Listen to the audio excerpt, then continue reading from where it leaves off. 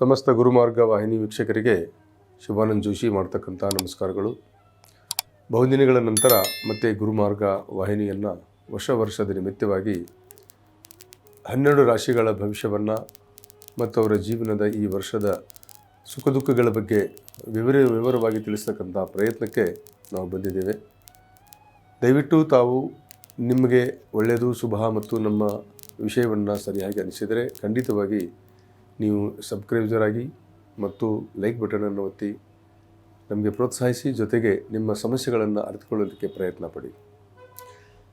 2025 ಜನವರಿ 1ರಿಂದ 12 ತಿಂಗಳ ಭವಿಷ್ಯವನ್ನು, ದ್ವಾದಶಿ ಭವಿಷ್ಯವನ್ನು ನಾವು ತಿಳಿಸುವಂಥ ಪ್ರಯತ್ನದಲ್ಲಿ ಮೊದಲನೇದಾಗಿ ಮೇಷರಾಶಿ. ನೋಡಿ, ಈ ಮೇಷರಾಶಿಯವರು ವಿಶೇಷವಾಗಿ ಧನಾತ್ಮಕ ಗುಣವನ್ನು ಹೊಂದಿದಂಥವರು, ಅಗ್ನಿತತ್ವವನ್ನು ಉಳ್ಳಂಥವರು, ಸಾಮಾಜಿಕವಾಗಿ ವಿಶೇಷವಾಗಿ ಬೆರೆಯುವಂಥವರು, ಜೊತೆಗೆ ರಾಜಕಾರಣಿಯಾಗಿ ಬೆಳೀತಕ್ಕಂಥ ವ್ಯಕ್ತಿಗಳಾಗಿದ್ದರೂ ಸಹ ಅವರ ಕರ್ಮಾನುಸಾರವಾದಂಥ ಕೆಲವು ಕಾರಣಗಳಿಂದ, ದಶಾಭುಕ್ತಿಗಳಿಂದ, ಜನ್ಮದ ಕೆಲವು ಗ್ರಹಗತಿಗಳ ಪ್ರಭಾವದಿಂದ ಆ ವ್ಯಕ್ತಿಗಳು ಯಶಸ್ವಿನ ಹಂತವನ್ನು ತಲುಪದೇ ಇದ್ದರೂ ಸಹ ಪ್ರಯತ್ನವಾದಿಗಳಾಗಿರುತ್ತಾರೆ ಅನ್ನೋದಕ್ಕೆ ಈ ಮೇಷರಾಶಿ ಸೂಕ್ತವಾಗಿರ್ತಕ್ಕಂಥದ್ದು. ಆದರೆ ಈ ವರ್ಷದಲ್ಲಿ ಹೇಗಿರುತ್ತೆ, ಜನವರಿಯಿಂದ 5ನೇ ತಿಂಗಳು ಅಂದರೆ ಮೇವರೆಗೂ 14 ಮೇವರೆಗೂ ಗುರು ದ್ವಿತೀಯದಲ್ಲಿ ಇರ್ತಾರೆ, ಅಂದರೆ ಗುರುಬರ ಇರುತ್ತೆ ಅಂತ ಹೇಳ್ಬೋದು. 2ನೇ ಭಾವದಲ್ಲಿ ಗುರು ಇರೋದ್ರಿಂದ ಇವರಿಗೆ ಧನಾತ್ಮಕವಾದ ಬದಲಾವಣೆ ಆಗುತ್ತೆ. ಸ್ವಲ್ಪ ಕೋಪತಾಪ ಜಾಸ್ತಿ ಇರುತ್ತೆ. ಕುಟುಂಬದಲ್ಲಿ ದ್ವಂದ್ವತೆಗಳನ್ನು ನಿರ್ಮಾಣ ಆಗುವಂಥ ಸಂದರ್ಭ ಇರುತ್ತೆ. ಬಂಧು ಬಾಂಧವರು ಸ್ವಲ್ಪ ಇವರನ್ನು ಯಾವುದೋ ರೀತಿಯ ಒಂದು ಸಂಶಯಾತ್ಮಕ ಭಾವನೆಯಿಂದ ನೋಡುವಂಥದ್ದು ಇರುತ್ತೆ. ಕುಟುಂಬದಲ್ಲಿ ದೊಡ್ಡ ಜವಾಬ್ದಾರಿಯನ್ನು ಹೊರುವಂಥದ್ದಾಗುತ್ತೆ.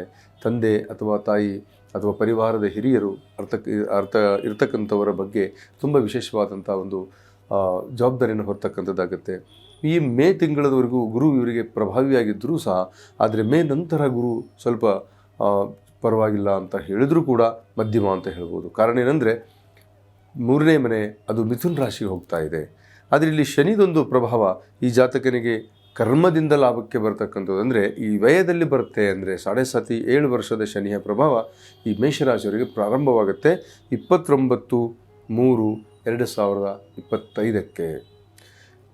ನೆನಪಲ್ಲಿ ಇಟ್ಕೊಳ್ಳಿ, 2025 ಅಂದರೆ 29/3 ಅಂದರೆ ಏಪ್ರಿಲ್ ಪ್ರಥಮ ಅಂತ ಇಟ್ಕೊಳ್ಳಿ. ಆ ಮೂಮೆಂಟಲ್ಲಿ ಅಲ್ಲಿವರೆಗೂ ನಿಮಗೆ ಶನಿ ಏಕಾದಶದಲ್ಲಿರ್ತಾನೆ. ಸ್ವಲ್ಪ ಧನ ಸಂಪಾದನೆ ಮಾಡೋಕ್ಕೆ ವ್ಯವಸ್ಥೆ ಮಾಡ್ತಾನೆ, ಮಾಡುವಂಥ ಕಾರ್ಯದಲ್ಲಿ ಯಶಸ್ವಿ ಕೊಡ್ತಾನೆ, ಅಥವಾ ನಿಮಗೆ ಸಾಲ ಬಾಧೆಗಳಿಂದ ಮುಕ್ತ ಮಾಡ್ತಾನೆ. ಆದರೂ ಕೂಡ ಈ ಏಪ್ರಿಲ್ ತಿಂಗಳ ಪ್ರಥಮದಿಂದ ನಿಮಗೆ ಸ್ವಲ್ಪ ಶನೇಶ್ವರನು ನಕಾರಾತ್ಮಕವಾದ ಭಾವನೆಯನ್ನು ಕೊಡ್ತಾನೆ. ಯಾಕೆಂದರೆ ವ್ಯಯದಲ್ಲಿ 12ನೇ ಮನೆಯಲ್ಲಿ ಬರುವಾಗ 7 ವರ್ಷದ ಶನಿ ಪ್ರಾರಂಭ ಅಂತ ಹೇಳಬಹುದು. ಈ ಪ್ರಾರಂಭದಿಂದಾಗಿ ಸ್ವಲ್ಪ ಮನಸ್ತಾಪಗಳಾಗುವಂಥದ್ದು, ಕಲಹಗಳಾಗತಕ್ಕಂಥದ್ದು, ಕಾರ್ಯವಿಘ್ನಾದಿಗಳು, ದೂರ ಪ್ರಯಾಣ, ಅಕಾಲಿಕವಾದಂಥ ಧನಹಾನಿ ಮತ್ತು ಬಂಧು ಬಾಂಧವರಿಂದ ಸ್ವಲ್ಪ ಕಲಹ, ಜೊತೆಗೆ ಈ ಕೋರ್ಟ್ ವ್ಯಾಜ್ಯಗಳು ಅಂತ ಹೇಳ್ತೀವಿ. ಸಣ್ಣ ಸಣ್ಣ ಕಾರ್ಯಕ್ಕೆ ಕೋರ್ಟ್ ವ್ಯಾಜ್ಯಗಳನ್ನಾಗಿ ಮಾಡುವಂಥದ್ದು. ಅಲ್ಲಿ ನಿಮಗೆ ಹಿಂದಿನ ಕೋರ್ಟ್ಗಳನ್ನು ಯಾವುದು ಜೀವಂತವಾಗಿಲ್ಲವೋ, ಅದು ಮುಗಿದು ಹೋಗಿದೆ ಅಂತ ತಿಳ್ಕೊಂಡಿರ್ತಾರೋ ಅಂಥದ್ದು ಪುನರ್ಜೀವಿತ ಪಡಿತಕ್ಕಂಥ ಪ್ರಶ್ನೆ ಬರುತ್ತೆ. ಹಾಗಾಗಿ ವ್ಯಾಜ್ಯಗಳಲ್ಲಿ ಎಚ್ಚರಿಕೆಯನ್ನು ವಹಿಸಬೇಕಾಗತ್ತೆ ಮೇಷರಾಶಿಯವರು.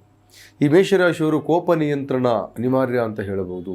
ಯಾಕಂದರೆ 12ನೇ ಮನೆಯಲ್ಲಿ ದ್ವಾದಶ ಭಾವದಲ್ಲಿರ್ತಕ್ಕಂಥ ಶನಿ, 3ನೇ ಮನೆಗೆ ಪ್ರವೇಶ ಮಾಡ್ತಕ್ಕಂಥ ಮೇ ತಿಂಗಳ ನಂತರದ ಬೃಹಸ್ಪತಿ, ಈ 2 ಗ್ರಹಗಳು ವಿಶೇಷವಾದಂಥ ನಿಮಗೆ ಬಲವನ್ನು ಕೊಡಬೇಕಾಗುತ್ತೆ. ಆದರೆ ಪ್ರಾಥಮಿಕವಾಗಿ ಅಂದರೆ ಯಾವತ್ತೂ ನಿಮಗೆ ಮೇಷರಾಶಿಯವರಿಗೆ ಜನವರಿ 1 ಪ್ರಥಮ ಅಂತ ಹೇಳ್ತೀವಿ, ಅದು ವೃಶ್ಚಿಕ ಲಗ್ನದಲ್ಲಿ ಪ್ರವೇಶ ಆಗತಕ್ಕಂಥ ದಿನ. ಆ ವೃಶ್ಚಿಕ ಲಗ್ನ ಧನುರಾಶಿಯಲ್ಲಿ ಪ್ರವೇಶ ಆಗತಕ್ಕಂಥ ದಿನ. ಚಂದ್ರ ಸೂರ್ಯ ಒಂದೇ ಮನೆಯಲ್ಲಿರ್ತಕ್ಕಂಥ ದಿನ. ಅವತ್ತಿನ ದಿನಗಳಿಂದ ನಿಮಗೆ ಬರುವಂಥ ಕಾಲ ಆದಷ್ಟು ನಿಮಗೆ ಯೋಗ್ಯವಾದಂಥ ಕಾಲ ಇದ್ದರೂ ನಿಮ್ಮಲ್ಲಿ ಪರಿವರ್ತನೆ ಬಹುಮುಖ್ಯ ಅಂತ ಹೇಳ್ಬೋದು ಮೇಷರಾಶಿಯವರು. ನೀವು ಹಣಕಾಸಿನ ವಿಷಯದಲ್ಲಿ ಮತ್ತೊಬ್ಬರಿಗೆ ಮಧ್ಯಸ್ಥಿಕೆ ವಹಿಸುವಂಥ ಕಾರ್ಯದಲ್ಲಿ ತುಂಬ ಜಾಗೃತಿ ಆಗಬೇಕು, ಮತ್ತು ವಾಹನಗಳಲ್ಲಿ ಓಡಾಟದಲ್ಲಿ ತುಂಬ ಜಾಗೃತರಾಗಬೇಕು. ಈ ಇಂಜಿನಿಯರಿಂಗ್ ಮಾಡ್ತಕ್ಕಂಥ ವ್ಯಕ್ತಿಗಳು, ಅಂದರೆ ಈಗ ಪ್ರೊಫೆಷನಲ್ ಉದ್ಯೋಗಗಳನ್ನು ಹುಡುಕತಕ್ಕಂಥವ್ರು ಅಥವಾ ವಿದ್ಯಾರ್ಥಿಗಳು, ಇವರು ಕೂಡ ಸ್ವಲ್ಪ ನಿಮಗೆ ಎಲ್ಲ ಗೊಂದಲಗಳು. ಯಾಕಂದರೆ ಶನೇಶ್ವರನ ಎಫೆಕ್ಟು ತುಂಬ ಆಗುತ್ತೆ. ಅದಕ್ಕೆ ಮುಖ್ಯವಾಗಿ ಈ ಕಬ್ಬಿಣಕ್ಕೆ ಅಂಶಕ್ಕೆ ಸಂಬಂಧಪಟ್ಟಂಥ ಶನೇಶ್ವರನು 12ನೇ ಮನೆಗೆ ಬರೋದರಿಂದ ಇವನು ವಿಶೇಷವಾದಂಥ ಬದಲಾವಣೆಯನ್ನು ತರೋಕ್ಕೆ ಪ್ರಯತ್ನ ಪಡ್ತಾನೆ.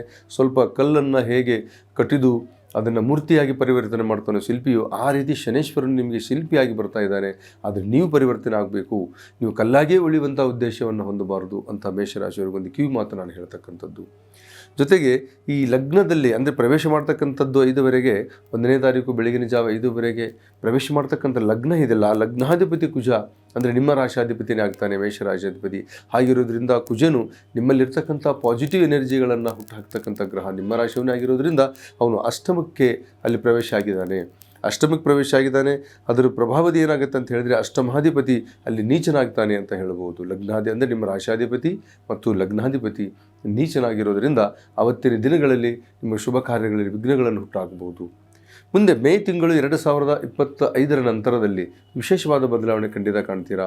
3ನೇ ಮನೆಯಲ್ಲಿ ಬಂದಿದ್ದ ನಂತರ ಬಂಧುಗಳಿಂದ ಸಹಕಾರ ಸಿಗುವಂಥದ್ದು, ನಿಮಗಿಂತ ಚಿಕ್ಕವರು ನಿಮಗೆ ಸಹಕಾರ ಕೊಡುವಂಥದ್ದು, ಸ್ವಲ್ಪ ನಿಮಗೆ ದಾಯಾದಿಗಳು ಅಂತಕ್ಕಂಥವ್ರು ಎಲ್ಲೋ ಒಂದು ಎಡವಟ್ಟುಗಳನ್ನು ನಿಮಗೆ ಮಾಡಿದರೂ ಕೂಡ ಅವರು ಕೆಟ್ಟ ಮನಸ್ಸನ್ನು ಪರಿವರ್ತನೆಯಾಗಿ ನಿಮ್ಮ ಬಗ್ಗೆ ಒಳ್ಳೆಯ ಅಭಿಪ್ರಾಯಗಳನ್ನು ವ್ಯಕ್ತಪಡಿಸುವಂಥದ್ದು, ಧಾನ್ಯಗಳನ್ನು, ದವಸಗಳನ್ನು ಅಥವಾ ಸುಂದರವಾದಂಥ ಒಡವೆ ವಸ್ತ್ರಗಳನ್ನು ಖರೀದಿ ಮಾಡ್ತಕ್ಕಂಥ ಯೋಗ 2025 ಮೇದ ನಂತರ ನಿಮಗೆ ಬರ್ತಕ್ಕಂಥ ಯೋಗ ಇರುತ್ತೆ. ಆದರೆ ಉದ್ಯೋಗ ದೃಷ್ಟಿಯಲ್ಲಿ ಹೇಗಿರುತ್ತೆ, ನಿಮ್ಮ ಉದ್ಯೋಗ ಏನು ಕರ್ಮಸ್ಥಾನಾಧಿಪತಿ ಶನೇಶ್ವರನು ನಿಮಗೆ ಬಂದುಬಿಟ್ಟು ವ್ಯಯದಲ್ಲಿ ಹೋಗ್ತಾ ಇದ್ದಾನೆ. ನಿಮ್ಮ ಉದ್ಯೋಗ ಪರಿವರ್ತನೆ ಯೋಗ ಅಂತ ಹೇಳ್ತೀವಿ. ನಿಮ್ಮ ಪರಿವರ್ತನೆ ಮಾಡುವಂಥ ಯೋಗ ಬಂದೇ ಬರುತ್ತೆ. ಇವಾಗ ಮಾಡ್ತಾ ಇದ್ದೀರಾ, ಇದನ್ನು ಚೇಂಜ್ ಮಾಡಬೇಕು, ಮತ್ತು ಬೇರೆ ಉದ್ಯೋಗ ಮಾಡಬೇಕು ಅಂದರೆ ಖಾಸಗಿ ಉದ್ಯೋಗದಲ್ಲಿ ಇರ್ತಕ್ಕಂಥವ್ರು. ಸರ್ಕಾರಿ ಉದ್ಯೋಗದಲ್ಲಿ ಇರ್ತಕ್ಕಂಥವ್ರಿಗೆ ಸ್ವಲ್ಪ ಬಡ್ತಿ ಸಿಗ್ತಾ ಇಲ್ಲ ಮತ್ತು ಸಿಗೋ ಬಡ್ತಿಯಲ್ಲಿ ತೊಂದರೆ. ಇದು ಮಾರ್ಚಿನ ನಂತರ ಹೇಳ್ತಾ ಇದ್ದೀನಿ, ಮಾರ್ಚ್ 29ರ ನಂತರದಲ್ಲಿ. ಮಾರ್ಚ್ 29ರ ಒಳಗೆ ಬಡ್ತಿ ಯೋಗ ಬರುತ್ತೆ, ಇನ್ಕ್ರಿಮೆಂಟ್ ಸಿಗುತ್ತೆ. ಸರ್ಕಾರಿ ಉದ್ಯೋಗದಲ್ಲಿ ಇರ್ತಕ್ಕಂಥವ್ರು ಉತ್ತಮ ಪ್ರಗತಿ ಇರುತ್ತೆ. ಪ್ರವಾಸದಲ್ಲಿ ಕೆಲಸ ಮಾಡ್ತಕ್ಕಂಥವ್ರು ಅಂದರೆ ವಿಮಾನಯಾನಗಳಾಗ್ಬೋದು ಅಥವಾ ದೂರದ ಪ್ರವಾಸದಲ್ಲಿ ಮಾಡ್ತಕ್ಕಂಥವ್ರು, ಟ್ರಾನ್ಸ್ಫರ್ ಬಿಸ್ನೆಸ್ ಮಾಡ್ತಕ್ಕಂಥವ್ರು, ಅಂಥವ್ರಿಗೆ ಕೂಡ ಶನೇಶ್ವರನು ಮಾರ್ಚ್ ತಿಂಗಳು 29ರವರೆಗೂ ತುಂಬ ಒಳ್ಳೆಯ ಫಲಗಳನ್ನು ಕೊಡ್ತಾನೆ. ಅದರ ನಂತರ ಸ್ವಲ್ಪ ನಿಮಗೆ ಒಂದು ಮಾನಸಿಕವಾದಂಥ ಒಂದು ತೊಂದರೆಗಳನ್ನು ಕೊಡ್ತಾನೆ. ಕೆಲಸದಲ್ಲಿ ನಿಲುಗಡೆ ನಿರ್ಮಾಣ ಆಗುತ್ತೆ ಮತ್ತು ಆಗಬೇಕಾ ಮಾಡಬೇಕಾ ಬೇಡವಾ ಅಂತಕ್ಕಂಥ ಒಂದು ದ್ವಂದ್ವದಲ್ಲಿ ಆಗ್ತೀರಾ. ಆರೋಗ್ಯದ ಕಡೆ ಗಮನ ನೀವು ಕೊಡಲೇಬೇಕಾಗುತ್ತೆ. ಪಾದಕ್ಕೆ ಶನೇಶ್ವರನ ಎಫೆಕ್ಟ್ ಆಗ್ತಾ ಇದೆ. ಪಾದಗಳಿಗೆ ಆಕ್ಸಿಡೆಂಟ್ ಘಟನೆ ನಡೀಬಹುದು, ಸಣ್ಣ ಸಣ್ಣ ಫ್ರ್ಯಾಕ್ಚರ್ ಆಗಬಹುದು. ಇದನ್ನು ನೀವು ಗಮನಿಸಿ. 45 ವರ್ಷದ ನಂತರವಾಗಿರ್ತಕ್ಕಂಥ ವ್ಯಕ್ತಿಗಳಿಗೆ ಈ ಶನೇಶ್ವರನು ಮೇಷರಾಶಿಯಲ್ಲಿದ್ದಂಥವರಿಗೆ ಆದಷ್ಟು ಸ್ವಲ್ಪ ಜಾಗೃತರಾಗಿರಿ. ಪ್ರವಾಸದಲ್ಲಿ ಆಗಿ ಏಣಿ ಹತ್ತುವಂಥ ವಿಷಯ, ಮೆಟ್ಲು ಹತ್ತುವಂಥ ವಿಷಯದಲ್ಲಿ ಅಥವಾ ನೀವು ಫುಟ್ಪಾತಲ್ಲಿ ನಡೆಯುವಂಥ ಪ್ರಸಂಗದಲ್ಲಿದ್ದರೂ ಕೂಡ ಶನೇಶ್ವರನ ಸ್ವಲ್ಪ ಫ್ರ್ಯಾಕ್ಚರ್ ಮಾಡುವಂಥ ಪ್ರಶ್ನೆ ಇದೆ. ರಕ್ತದ ಒತ್ತಡ ಇದ್ದಂಥವರು ಆದಷ್ಟು ನಿಮ್ಮ ಆಹಾರ ವಿಹಾರ ಮತ್ತು ಈ ಮೆಡಿಟೇಷನ್ ಅಂದರೆ ಧ್ಯಾನಗಳನ್ನು ನೀವು ಮಾಡೋದರಿಂದ ಕೂಡ ನಿಮ್ಮಲ್ಲಿರ್ತಕ್ಕಂಥ ಪಾಸಿಟಿವ್ ಎನರ್ಜಿಯನ್ನು ನೀವು ಬೆಳೆಸ್ಕೋಬಹುದು. ಜೊತೆಗೆ ಸಂತಾನ ಯೋಗದಲ್ಲಿರ್ತಕ್ಕಂಥವ್ರು ಅಂದರೆ ಈ ರಾಶಿಯವರಿಗೆ ಸಂತಾನ ಪ್ರಾಪ್ತಿ ಯೋಗ ಅನ್ನುವಂಥದ್ದು ಮಾರ್ಚದಲ್ಲಿ ಪ್ರಾಪ್ತಿ ಆಗುತ್ತೆ. ಮಾರ್ಚ್ 29ರ ಒಳಗಡೆ ಸಂತಾನ ಯೋಗಕ್ಕೆ ಯಾರು ನಿರೀಕ್ಷಿತರಾಗಿದ್ದೀರೋ, ಸಂತಾನದ ಬಗ್ಗೆ ಯಾರು ನಿರೀಕ್ಷೆ ಮಾಡ್ತಾ ಇದ್ದೀರೋ ಖಂಡಿತವಾಗಿ ಅವರಿಗೆ ಸಂತಾನ ಪ್ರಾಪ್ತಿ ಅಂತಕ್ಕಂಥದ್ದು ಆಗುವಂಥದ್ದಿದೆ. ಆದರೆ ಆ ಸೂರ್ಯನು ಭಾಗ್ಯದಲ್ಲಿ ಹೋಗ್ತಾ ಇರೋದ್ರಿಂದ ವಿಶೇಷವಾದಂಥ ಬದಲಾವಣೆ ಆಗುತ್ತೆ. ಯಾಕಂದರೆ ಅವತ್ತಿನ ದಿವಸ ಸೂರ್ಯನು ಭಾಗ್ಯದಲ್ಲಿ ಹೋಗ್ತಾ ಇದ್ದಾನೆ, ಚಂದ್ರನ ಜೊತೆ ಹೋಗ್ತಾ ಇದ್ದಾನೆ, ಸ್ವಕ್ಷೇತ್ರದಲ್ಲಿ ಅಂದರೆ ತನ್ನ ಮಿತ್ರ ಕ್ಷೇತ್ರದಲ್ಲಿ ಹೋಗ್ತಾ ಇದ್ದಾನೆ. ಹೀಗಿರುವಾಗ ಏನಾಗುತ್ತೆ, ಈ ರಾಶಿಯವರಿಗೆ ಮಾರ್ಚ್ 29ರ ಅವಧಿಯ ಒಳಗಡೆ ಧನ ಪ್ರಾಪ್ತಿಯ ಜೊತೆಗೆ ಸಂತಾನ ಪ್ರಾಪ್ತಿ, ಆ ಮನೆಯಲ್ಲಿ ಒಂದು ಹೊಸ ವ್ಯಕ್ತಿಯ ಆಗಮನ ಆಗುವಂಥ ಯೋಗ ಕೂಡ ಪುತ್ರ ಕಮಿಷ್ಠ ಯೋಗದಲ್ಲಿರ್ತಕ್ಕಂಥವ್ರು ಅಂದರೆ ಪುತ್ರ ಇಚ್ಛೆಯನ್ನು ಉಳ್ಳವರಿಗೆ ಅಸಂತೋಷದ ಸುದ್ದಿಯನ್ನು ನೀವು ಕೇಳಬಹುದು. ಅದರ ನಂತರ ಈ ಋಣಬಾಧೆ ಅಂತಕ್ಕಂಥದ್ದು ಹಿಡಿದು ಕೇತು ನಿಮಗೆ ವಿಶೇಷವಾಗಿ ಇನ್ನೂ ಮಧ್ಯ ವರ್ಷದವರೆಗೂ ಅಂದರೆ ಜೂನ್ ಜುಲೈವರೆಗೂ ಕೇತುವಿನ ಎಫೆಕ್ಟ್ ತುಂಬ ಇರುತ್ತೆ. 6ನೇ ಮನೆಯಲ್ಲಿದ್ದಾನೆ. ಈ 6ನೇ ಮನೆಯಲ್ಲಿ ಕೇತು ಇದ್ದರೆ ಒಂದು ಕಡೆಯಿಂದ ಒಳ್ಳೆಯ ಕೆಲಸ ಮಾಡ್ತಾನೆ. ಯಾಕೆಂದರೆ ಕುಜವತ್ ಕೇತು ಅಂತ ಹೇಳ್ತೀವಿ, ಒಳ್ಳೆ ಕೆಲಸ ಮಾಡ್ತಾನೆ. ಆದರೆ ಸ್ವಲ್ಪ ರೋಗ ಬಾಧೆಗಳನ್ನು ನಿರ್ಮಾಣ ಮಾಡ್ತಾನೆ. ಇಲ್ಲಿ ರೋಗ, ಋಣ ಮತ್ತು ಶತ್ರುತ್ವ ಅಂತಕ್ಕಂಥದ್ದು ಕ್ರಿಯೇಟ್ ಮಾಡ್ತಾನೆ. ಈ ಶತ್ರುತ್ವ ಅನ್ನೋದು ಗುಪ್ತವಾಗಿರ್ತಾರೆ. ಗುಪ್ತ ಶತ್ರುಗಳಿಂದ ನೀವು ತುಂಬ ಹೋರಾಟ ಮಾಡಬೇಕಾಗುತ್ತೆ. ಮತ್ತು ಧನವನ್ನು ಯಾವ ರೀತಿ ಸಂಪಾದನೆ ಮಾಡಬೇಕಂತ ಯೋಚನೆ ಮಾಡೋಕ್ಕಿಂತಲೂ ಋಣವನ್ನು ಹೇಗೆ ತಗೋಬೇಕು, ಸಾಲವನ್ನು ಹೇಗೆ ತೀರಿಸಬೇಕು, ಇನ್ನೊಬ್ಬರ ಕಡೆಯಿಂದ ಸಾಲ ತಗೊಂಡು ಮತ್ತೊಬ್ಬರಿಗೆ ಸಾಲ ತೀರಿಸುವಂಥ ಅನಿವಾರ್ಯತೆ ಉಂಟಾಗುತ್ತೆ. ಹಾಗಿರುವಂಥ ಕಾರಣದಿಂದ ಈ ಮಾರ್ಚ್ ತಿಂಗಳ ನಂತರ ಬದಲಾವಣೆಯಲ್ಲಿ ಕೇತು ಸ್ವಲ್ಪ ಧನಾತ್ಮಕವಾದ ಬದಲಾವಣೆಗಳನ್ನು ಮಾಡಿದ್ದೇನೆ, ಸ್ವಲ್ಪ ಋಣ ಕೊಡ್ತಾನೆ. ಋಣದ ಬಾಧೆ ಆದಷ್ಟು ನಿಮ್ಮ ಎಷ್ಟಿದೆಯೋ ಅಷ್ಟರಲ್ಲೇ ಕೆಲಸ ಮಾಡ್ಕೊತ ಹೋಗಿ. ಯಾಕಂದರೆ ಅನಿವಾರ್ಯತೆಯಿಂದ ನೀವು ಸಾಲವನ್ನು ಮಾಡುವಂಥ ಪ್ರಯತ್ನ ಮಾಡಬೇಡಿ, ಯಾರಿಗೂ ಮಧ್ಯಸ್ಥಿಕೆ ವಹಿಸಬೇಡಿ. ಇದರಿಂದ ಋಣರೋಗ ಭಯ ಅಂತ ಹೇಳ್ತೀವಿ, ಇದು ನಿಮಗೆ ಪ್ರಾಪ್ತಿಯಾಗುವಂಥ ಯೋಗ ಇದೆ. ಸಪ್ತಮದ ಶುಕ್ರ ವಿಶೇಷವಾದಂಥ ನಿಮಗೆ ಫಲವನ್ನು ಕೊಡ್ತಕ್ಕಂಥ ಗ್ರಹ. ಯಾಕಂದರೆ ಈ ಸಪ್ತಮದಲ್ಲಿರ್ತಕ್ಕಂಥ ಶುಕ್ರ ಏನು ಮಾಡ್ತಾನೆ, ಈ ಶುಕ್ರನು ನಿಮಗೆ ಸಪ್ತಮ ಅಂತಕ್ಕಂಥದ್ದೆಂದರೆ ದಾಂಪತ್ಯ ಜೀವನ, ಸ್ವಲ್ಪ ಪತಿ ಪತ್ನಿಯರಲ್ಲಿ ವೈವಾಹಿಕ ಬದುಕಿನಲ್ಲಿ ಎಲ್ಲ ಒಂದು ಕಡೆ ಗೊಂದಲವನ್ನು ಕ್ರಿಯೇಟ್ ಮಾಡಬಹುದು. ನಿಮ್ಮವರೇ ನಿಮ್ಮನ್ನು ವಿಶ್ವಾಸ ತಗೊಳ್ಳೋದಿಲ್ಲ. ನಿಮ್ಮ ಸತಿ ಆಗ್ಬೋದು, ಪತಿ ಆಗ್ಬೋದು. ಯಾಕಂದರೆ ಮೇಷರಾಶಿಯವರು ಕೇವಲ ಪುರುಷರಷ್ಟೇ ಅಲ್ಲ, ಸ್ತ್ರೀಯರು ಸಹ ಇರ್ತಾರೆ. ಹಾಗಿರೋದ್ರಿಂದ ಅವರಿಗೆ ಸ್ತ್ರೀಯರಾಗಿದ್ದರೆ ಗರ್ಭಕ್ಕೆ ಸಂಬಂಧಪಟ್ಟಂಥ ತೊಂದರೆಗಳು, ಅಂದರೆ ಗುಪ್ತ ಜನನಾಂಗದ ದೋಷಗಳು ಅಂತಕ್ಕಂಥದ್ದು ಬರುತ್ತೆ. ಇಲ್ಲಿ ಸ್ವಲ್ಪ ಸೋಂಕುಗಳ ನಿರ್ಮಾಣ ಆಗುವಂಥದ್ದು, ಅದರಿಂದ ಕಾಯಿಲೆಗಳು ಅಥವಾ ಶಾರೀರಿಕವಾದಂಥ ಒಂದು ಡಿಸ್ಟರ್ಬ್ಮೆಂಟ್ ನಿಮಗೆ ತುಂಬ ಆಗುವಂಥ ಸೂಚನೆ ಇರುತ್ತೆ. ಹಾಗಾಗಿ ಈ ಸ್ತ್ರೀಯರಾಗ್ಬೋದು ಮತ್ತು ಪುರುಷರಾಗ್ಬೋದು ಗುಪ್ತ ಲೈಂಗಿಕ ಪ್ರಕ್ರಿಯೆಗಳಲ್ಲೂ ಸಹ ಬಹಳಷ್ಟು ಜಾಗೃತರಾಗಿರಿ. ಯಾಕೆಂದರೆ ಸೋಂಕಿನ ಭಯ ನಿರ್ಮಾಣ ಆಗುವಂಥ ಯೋಗ ಬರುತ್ತೆ. ಇದರಿಂದ ನಿಮ್ಮ ಮನಸ್ಸು ಮತ್ತು ನಿಮ್ಮ ಶರೀರ ಎರಡೂ ಕೆಡುವಂಥ ಯೋಗ ಇದೆ. ಹಾಗಾಗಿ ಜಾಗೃತ ವಹಿಸಿ. ಅಮಾವಾಸ್ಯೆಯ ಮರುದಿನವೇ ನಿಮಗೆ ಈ ರಾಶಿ ಪ್ರವೇಶ ಅಂದರೆ ವರ್ಷ ಪ್ರವೇಶ ಆಗ್ತಕ್ಕಂಥದ್ದು ಕಾರಣದಿಂದ ಚಂದ್ರ ಬಹಳ ದುರ್ಬಲನಾಗಿರ್ತಾನೆ. ಆ ಒಂದು ತಿಂಗಳವರೆಗೂ ಆ ಚಂದ್ರನ ನೆಗೆಟಿವ್ ಎಫೆಕ್ಟ್ಗಳು ನಿಮಗೆ ತುಂಬ ಆಗುತ್ತೆ. ಇದರಿಂದ ನಿಮ್ಮಲ್ಲಿರ್ತಕ್ಕಂಥ ಎನರ್ಜಿ ಡೌನ್ ಆಗುತ್ತೆ. ಬಂದು ಭಗಿನಿಯರು ದೂರ ಆಗ್ತಾರೆ ಅಥವಾ ತಾಯಿ ಕೂಡ ನಿಮ್ಮನ್ನು ಶಪಿಸುವಂಥ ಯೋಗ ಬರುತ್ತೆ. ಹಾಗಿರೋದ್ರಿಂದ ಅವ್ರ ಜೊತೆಯಲ್ಲಿನ ಒಡನಾಟ ಮತ್ತು ಅವರನ್ನು ಪ್ರೀತಿಸುವ ರೀತಿ, ಅವ್ರ ಜೊತೆಯಲ್ಲಿರ್ತಕ್ಕಂಥ ಪ್ರಕ್ರಿಯೆಗಳನ್ನು ನೀವು ಅವರಿಗೆ ಪ್ರೀತಿ ಗಳಿಸುವಂಥ ಪ್ರಯತ್ನಕ್ಕೆ ಮಾಡಿ, ಅವ್ರಿಗೆ ಸಂತೋಷಪಡಿಸುವಂಥ ಪ್ರಯತ್ನ ಮಾಡಿ. ಹಾಗಿರೋದ್ರಿಂದ ಈ ಚಂದ್ರನು ಕೂಡ ನಿಮಗೆ ಸಬಲನಾಗ್ತಾನೆ. ಹಾಗೆ ನಿಮ್ಮ ರಾಶಾಧಿಪತಿಯು ಕುಜನ ಎಫೆಕ್ಟು ಏನಾಗುತ್ತೆ, ಸ್ಟಾರ್ಟಿಂಗಲ್ಲೇ ನಿಮಗೆ ಅವನು ನೀಚನಾಗಿರ್ತಕ್ಕಂಥದ್ದು ಮಕರ ರಾಶಿಯಲ್ಲಿ ನೀಚನಾಗಿ, ಅಂದರೆ ಈ ಕರ್ಕಾಟಕ ರಾಶಿಯಲ್ಲಿ ನೀಚನಾಗಿರೋದ್ರಿಂದ ಈ ಕುಜನ ಎಫೆಕ್ಟ್ ಏನಾಗುತ್ತೆ ಅಂದರೆ ರಕ್ತದ ಒತ್ತಡ ಇದ್ದಂಥವ್ರು ತುಂಬ ಜಾಗೃತರಾಗಿರಿ. ಈ ಕಿಡ್ನಿ ವೈಫಲ್ಯಗಳನ್ನು ಮಾಡ್ತಕ್ಕ, ಯಾಕಂದರೆ ಈ ಬ್ಲಡ್ಡಲ್ಲಿ ಸರ್ಕ್ಯುಲೇಷನ್ ಕಡಿಮೆ ಆಗೋದು, ಚಂದ್ರನ ವೈಫಲ್ಯ ಆಗಿ ಇರೋದರಿಂದ ಈ ಕಿಡ್ನಿಯಲ್ಲಿ ಸಮಸ್ಯೆಗಳಾಗುವಂಥದ್ದು, ರಕ್ತದ ಒತ್ತಡ ಆಗುವಂಥದ್ದು ಇವೆಲ್ಲವೂ ಕೂಡ ನಿರ್ಮಾಣ ಆಗುತ್ತೆ.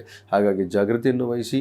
ಈ ವರ್ಷ ನೀವು ಈ ಮಾರ್ಚ್ ತಿಂಗಳದ ಒಳಗಡೆ ಮಾಡ್ತಕ್ಕಂಥದ್ದು ಶನೇಶ್ವರನ ಪ್ರಾರಂಭವಾಗಿ ಶನೇಶ್ವರನ ಆರಾಧನೆಯನ್ನು ಮಾಡಿ, ಶನಿದೇವರ ದರ್ಶನವನ್ನು ಮಾಡಿ, ಶನಿಗೆ ಮುಖ್ಯವಾಗಿ ಎಳ್ಳನ್ನು ನೀವು ದಾನವನ್ನಾಗಿ ಕೊಡಿ. ಹಾಗೂ ನೀಲಿ ವಸ್ತ್ರಗಳನ್ನು ಶನಿವಾರ ಸಹಜವಾಗಿ ಒಂದು ದಾರವನ್ನಾದರೂ ನಿಮ್ಮ ಕೈಯಲ್ಲಿ ಧರಿಸಿಕೊಳ್ಳಿ. ಹಾಗಾಗಿ ಶನಿಯ ನೆಗೆಟಿವ್ ಎಫೆಕ್ಟ್ಗಳನ್ನು ಭಾಳ ಕಡಿಮೆ ಆಗುತ್ತೆ. ಅದರ ಜೊತೆಯಲ್ಲಿ ಕುಜನಿಗೆ ಸಂಬಂಧಪಟ್ಟಂಥ ನರಸಿಂಹಸ್ವಾಮಿ ದರ್ಶನವನ್ನು ನೀವು ಮಾಡೋದರಿಂದ ಸಹ ನಿಮ್ಮಲ್ಲಿರ್ತಕ್ಕಂಥ ಕುಜ ಮತ್ತು ಶನಿ ಇಬ್ಬರು ಶತ್ರುಗಳು, ಭಾಳಷ್ಟು ಕ್ರೂರಿಗ್ರಹಗಳು, ಇವರೇನಾದರೂ ಘರ್ಷಣೆ ಮಾಡಿದರೆ ಈ ಜೀವನದಲ್ಲಿ ಏನೋ ಒಂದು ಕಡೆ ಅಂದರೆ ಅನಿರೀಕ್ಷಿತವಾದ ಘಟನೆ ನಡೆಯುವಂಥ ಸಾಧ್ಯತೆಗಳಿರುತ್ತೆ. ಭೂಮಿಯಲ್ಲಿ ಕೂಡ ಅದೇ ರೀತಿ ಜನವರಿ 1 ತಾರೀಕಿನ ನಂತರದಲ್ಲಿ ಈ ಘರ್ಷಣೆಗಳು ನಡೆಯುವಂಥದ್ದಾಗುತ್ತೆ. ಅಂದರೆ ಈ ಬೆಂಕಿ ಅನಾಹುತಗಳು ತುಂಬ ಆಗುತ್ತೆ ಜನವರಿಯ ನಂತರ.